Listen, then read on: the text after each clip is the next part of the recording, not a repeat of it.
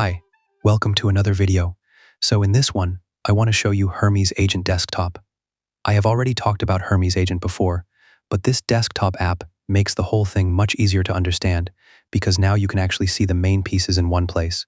So let's get right into it. First, this is the official Hermes desktop page. You can see the headline here, the agent that grows with you, and below that, you have the download options. On my machine, it detects Mac OS, so it shows download for Mac OS directly, but you can also see downloads for Windows and Linux. It also says open source and MIT license, which is great. And at the bottom of the page, it currently shows Hermes Agent v0.1.15.2. Now I already have the desktop app installed, so let's open that. And this is Hermes Agent Desktop. You can see it looks much more like a proper app now, not just a terminal tool. On the left side, you have your sessions. There is a new session button, a search box, pinned sessions, and then the normal session history. You can also see old sessions here with things like tell me about step 3.7 flash and a few earlier test chats. So if you use agents a lot, this is already useful because you're not losing everything inside one terminal window. You can come back to previous sessions, search them, pin important ones, and keep your agent work organized. Now in the middle, this is the main chat area. You can see the Hermes agent title, and underneath it says you can paste a bug or a file path, and it will fix it with tests, diffs, and PRs. So the app is clearly focused on real agent work, especially coding and local tasks. At the bottom, you have the message box. You can add context, you can type your prompt, and there are also voice controls, so you can use it like a normal chat app. But the important thing is that the rest of the interface is built around tools, models, scheduling, and agent workflows. Now, look at the bottom bar. You can see Gateway, Agents, Cron, the model picker, and the version. On my app, Gateway is ready.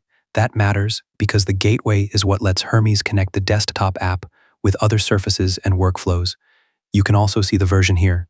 My installed app shows v0.5.1, while the website shows v0.5.2, so if you install it, just check whether you're on the newest version. Now, let's go to Skills and Tools. You can see this page has a search box at the top and then tabs for skills and toolsets. It loads a big skill catalog. On my setup, it shows 108 skills. You can filter by category, and you can see categories like Apple, Creative, GitHub, MLOps, Productivity Research, Software Development, and more. This is one of the most important parts of Hermes Desktop, because instead of skills being some hidden config concept, they are shown here as normal toggles.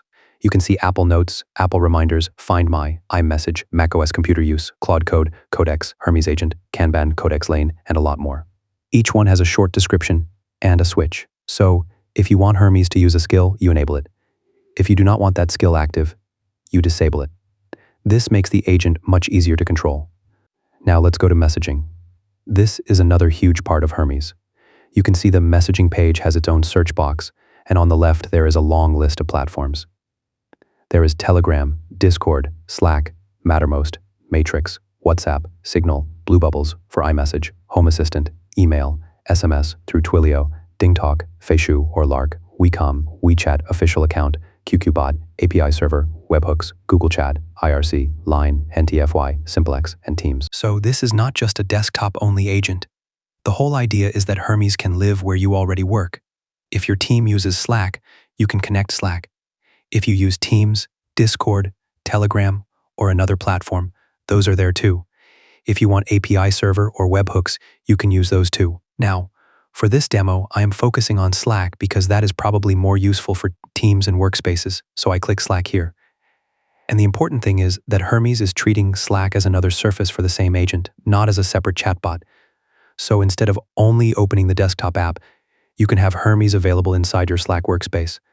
That means you can ask it questions from Slack, trigger workflows, send it context from a channel, or use it for team-style automation. For a developer team, this is more practical than Telegram because your work conversations, alerts, and project discussions may already be in Slack. So you could use Hermes for things like summarizing a channel thread, checking a repo, following up on an incident, creating a daily engineering briefing, or routing a task back into the desktop workflow. And this is the part I like. The desktop app gives you one place to manage that integration instead of making Slack feel like a completely separate setup. So this is not just a random integration list. The desktop app is basically showing you which communication surfaces Hermes can attach to, and Slack is one of the most useful ones for real teams. At the bottom, there is an enable toggle and a save button. I am not enabling it right now because I do not want to change this setup, but you can see the idea. Now, let's go to Cron. Cron is for scheduled agent tasks. On my setup, it says there are no scheduled jobs yet, but if I click Create First Cron, you can see the form. It asks for a name, a prompt, a frequency, and where to deliver the result. The example is something like a morning briefing. For the prompt, you can ask Hermes to summarize unread Slack threads, check something every day, create a report, monitor a repo, or run whatever recurring task you need. The nice part is that the frequency does not have to be scary. It says you can use cron syntax or a natural phrase like every 15 minutes, and then it shows the actual cron expression underneath. So if you are technical, you still get the cron expression. But if you are just setting up a simple recurring task, you can use normal language. Also, the delivery target is visible. In this case, it says this desktop, but this becomes more interesting once you combine it with messaging. You could have Hermes run a scheduled prompt and then deliver the results somewhere else. That is where this becomes a real automation hub. Now, I am canceling this because I do not want to create a job. Next, let's look at agents. When I click agents, you can see the spawn tree. Right now it says there are no live subagents. But the important part is the wording, live subagent activity for the current turn. So when Hermes delegates work to child agents, their progress appears here. That is useful because with multi-agent workflows, you need visibility. If the main agent is delegating coding, testing, research, or review work, you do not want it to be a black box. You want to see what is happening. So the spawn tree is basically the place where that live delegation becomes visible. Now let's look at the model picker. When I open it, you can see models grouped by provider. There is Anthropic, there is local Olama through localhost, there is Nous portal, there is OpenAI Codex, and there is OpenRouter. My selected model here is Step 3.7 flash-free at medium effort through Nous. You can also see a local Gemma model from localhost. This is very important because Hermes is not trying to be locked to one model provider. You can use a free or cheaper model for lighter tasks. You can use a stronger cloud model when the task is harder. You can use local models when you want more privacy or lower ongoing cost. And you can switch all of that from one picker. This is one of the biggest reasons I like Hermes. It is not just a chat UI. It is a local agent layer that can route between different models, skills, tools, messaging platforms, and scheduled jobs. Now, if I go back to the website for a second, you can see the feature preview explains the same idea. First, connect. Hermes can work across Telegram, Discord, Slack, WhatsApp, Signal, email, CLI, and more. Second, remember, it has persistent memory and can learn your projects and generate skills. Third, schedule. That is the cron and automation side. Fourth, delegate. That is the subagent and spawn tree side. Fifth, search. It supports web search, browser automation, vision, image generation, text-to-speech, and multi-model reasoning. And sixth, experiment. It supports isolated sandboxing with local, Docker, SSH, Singularity, and modal backends. So the desktop app is basically the visual control panel for all of that. Now, who is this for? If you only want a basic chatbot, Hermes is probably too much. But if you want an open source agent that can connect to different models, use skills, run scheduled tasks, talk through messaging apps, and manage real coding workflows, then this is very interesting. For me, the most important features are the model picker, the skills and tools page, messaging, cron, and the agents view. Those are the pieces that turn Hermes from a normal chat app into an actual agent platform. And the desktop app makes those pieces much easier to use. You do not have to remember every command. You do not have to dig through config for every feature. You can just open the app and see the main controls. So my overall take is simple. Hermes Agent Desktop is a very useful step for Hermes.